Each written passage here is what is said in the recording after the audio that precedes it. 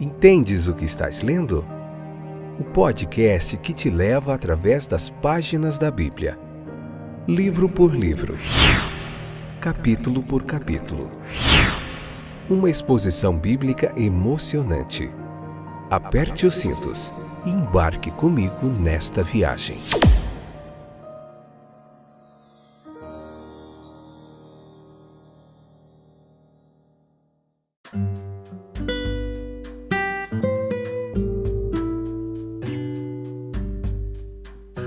Estamos de volta para mais um episódio do nosso podcast Entendes o que estás lendo? Como vai você? Que bom que você voltou para nós juntos aprendermos mais da palavra de Deus. Compartilhe, espalhe essa boa notícia para que novas pessoas se juntem a nós aqui. Temos muita gente acompanhando esse estudo expositivo da Bíblia e cada vez vai aumentando diariamente o número de pessoas, isso é muito legal. Vamos lá então, capítulo 19, parte 1ª, episódio 153, segunda temporada. Vamos lá. João 19:2 diz assim: Depois os soldados fizeram uma coroa de ramos cheia de espinhos e a puseram na cabeça dele e o vestiram com uma capa vermelha. João 19:2, nova tradução na linguagem de hoje. Esse incidente aqui relatado gravou-se na mente e no coração de toda a cristandade. Houve muitas lendas entre os cristãos a respeito da crucificação de Jesus, desde o tempo de Helena, a mãe de Constantino, onde tem muitas lendas também. Frequentes representações do Redentor, da coroa de espinhos, foram produzidas por pintores cristãos que usaram todos os seus recursos de sua arte e habilidade para doar ao ecce homo, o interesse da tristeza e da beleza espiritual. Ecce homos, frase que Pilatos pronunciou em latim, significa eis o homem. É uma tradução que surge lá na Vulgata da frase grega idou anthropos, segundo o Evangelho segundo João 19:5, né? Essas foram as palavras pronunciadas pelo governador romano Pôncio Pilatos quando ele apresenta Jesus de Nazaré, flagelado, atado e com a coroa de espinhos. Então tudo isso foi uma evidência da crueldade e da brutalidade dos inimigos de Cristo e do que o ser humano é capaz. O trançado real da coroa, a colocação real sobre a cabeça do santo sofredor foram todos feitos pelos soldados romanos. Sua vida reuniu o ódio e a devoção amorosa de multidões. Ele era desprezado e rejeitado pelos homens, mas seu ensino restringia a exclamação: jamais alguém falou como este homem. Seus milagres foram restringidos ao grito: que tipo de homem é esse? Os espinhos do ódio e do desprezo foram cravados em sua cabeça. Mas ainda assim, o amor, a lealdade, os transformaram em uma coroa de vitória, um diadema de um monarca, de um líder. Observe o espírito com que Pilatos pronunciou essas palavras. Na mente do governador Pilatos havia perplexidade sobre como deveria lidar com o acusado, em quem ele sentia haver algo misterioso e inexplicável.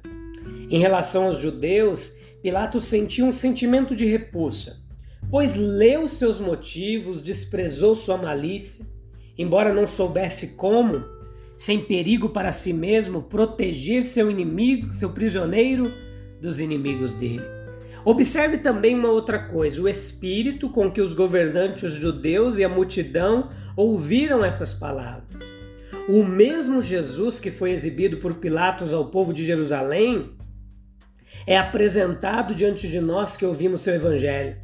E estas palavras que o governador romano empregou diante do pretório são dirigidas a todos a quem a palavra é pregada.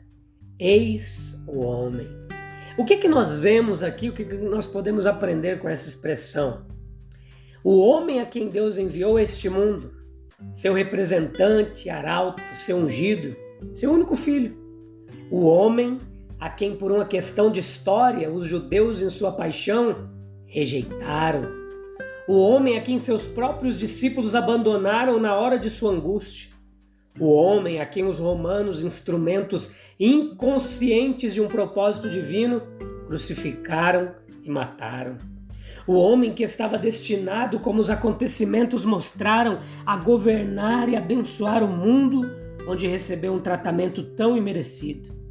Lendo os evangelhos como narrativas comuns, contemplando a figura do Nazareno como uma grande figura da história humana, vemos muito isso. Mas como cristãos não estamos satisfeitos em vê-lo assim. Vemos nele o que as lições da inspiração e da experiência nos ensinaram a ver, e o que desejamos que o mundo veja para sua própria iluminação e salvação. O que nós vemos nele? Nós vemos o homem sem defeito. Só ele, de todos os que apareceram na terra, nós podemos afirmar ser sem pecado, sem nenhuma mancha. O que vemos nele? Nós vemos o homem, o mediador, realizando a reconciliação entre o céu e a terra, introduzindo a graça divina e a vida divina nos corações humanos. Como nós devemos olhá-lo? Como nós devemos olhar para Jesus? Com sincero interesse e preocupação, com admiração e reverência.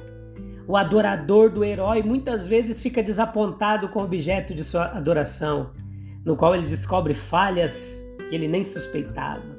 Mas quanto mais olhamos para Jesus, mais brilhante cresce sua glória, mais harmoniosas são as suas perfeições.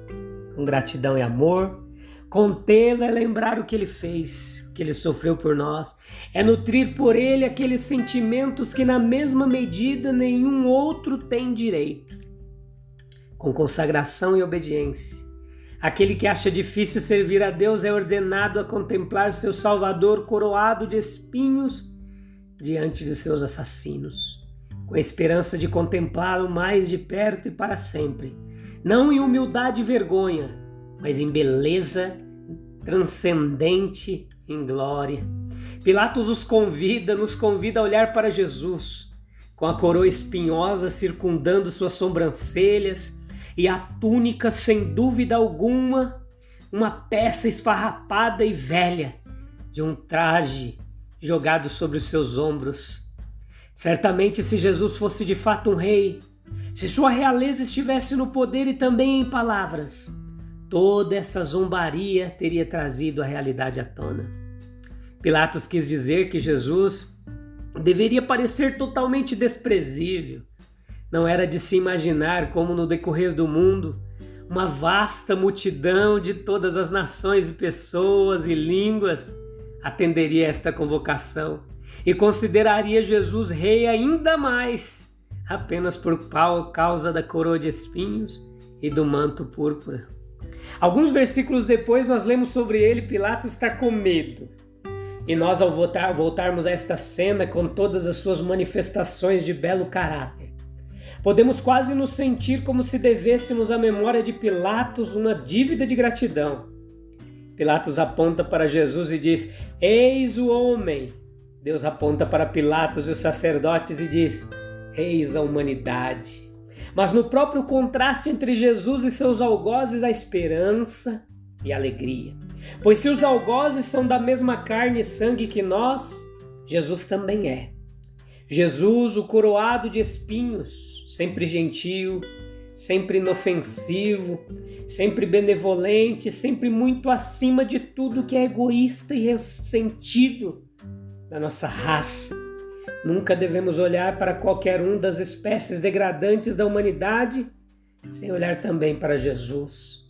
Ambos devemos nos lembrar de como Jesus é muito melhor do que o mais melhor que conhecemos e como ele é tão paciente com o pior. Devemos ver o homem Jesus em todas as suas manifestações. Na cruz, após a sua ressurreição, para Paulo no caminho de Damasco, para João na ilha de Patmos. Na glória, como na humilhação, o homem ainda é evidente. Aqui está o homem que devemos ser. Aqui está o homem que seremos. Não pode haver conhecimento verdadeiro da natureza humana sem o conhecimento de Jesus. E quanto mais o conhecermos, mais conheceremos e saberemos a respeito de nós mesmos. De onde és tu? João 19:9. Essa pergunta feita por Pilatos ao Senhor Jesus não pretendia guiar o questionador em sua capacidade judicial, mas satisfazer sua própria curiosidade. É claro que Pilatos estava convencido da inocência do acusado de qualquer ofensa política. Mas também é claro que ele estava mentalmente perplexo e incapaz de se satisfazer quanto ao verdadeiro caráter e origem do misterioso ser que estava diante dele. Não há razão para supor que o procurador romano sentisse qualquer interesse muito profundo ou duradouro pelo profeta de Nazaré. Ainda assim, ele tinha dúvidas sobre se Jesus não possuía algumas reivindicações sobre-humanas. Daí a pergunta: de onde és tu? Há muito no próprio Cristo que levanta a questão. Seu caráter, suas obras maravilhosas, sua linguagem ainda mais maravilhosa, todo o ministério que ele cumpriu na terra e especialmente o sacrifício e a vitória que esse ministério culminou. Todos estão aptos a sugerir, a instar, a indagar sobre sua origem e sua natureza. E qual é a resposta a essa pergunta? A resposta? Por que Jesus não respondeu a Pilatos? Não é difícil de entender. Ele já havia dado, tanto por sua linguagem quanto por seu comportamento, evidências abundantes para a formação de um julgamento. O governador se considerou, nesse caso, onipotente. Jesus deu-lhe a entender que, na realidade, o seu poder era muito limitado, ao passo que o poder do acusado e aparentemente indefeso era, na realidade, o poder do próprio Deus. Beleza? Deus abençoe a sua vida. Eu te espero em breve para a gente continuar meditando mais um pouquinho. Nós vamos ver depois o episódio 2, esse capítulo 19, e a gente tem um encontro marcado. Prepare o lenço, porque os episódios que estão à frente para seguir são muito emocionantes no que se refere à crucificação de Jesus. Eu te espero em breve. Um abraço. Tchau, tchau.